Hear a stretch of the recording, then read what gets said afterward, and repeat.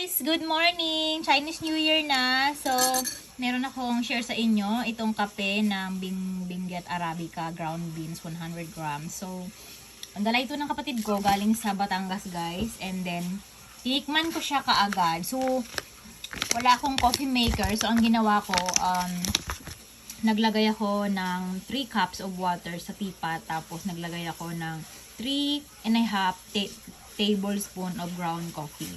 So, yung laman nito guys, nakalagay na doon sa garapon. And this is how it look like guys, nung kape. Nilagyan ko siya ng Beurre Brand, konting asukal, and then yung kape na itong Arabica. Ang sarap guys, super, ano talaga siya, lasang-lasang coffee. So, ito na guys, yung kape na Arabica, sinalin lang ni Mama sa lagayan. So, as you can see, ganyan yung kanyang powder. Ayan. Sobrang bango guys. Talagang authentic siya na Arabica. Pure. Mapait siya guys, bongga, kapag walang sugar and walang gatas. As in, caffeine na caffeine. Talagang wake up ka. Ayan. Ito yung kape na pinakuluan ko. Yung sa 3 cups.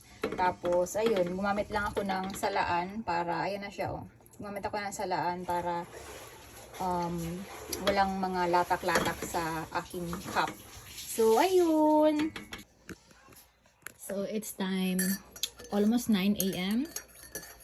So, yung last meal ko gabi guys, 7. So, maaga yung fasting ko ngayon. Cheat day.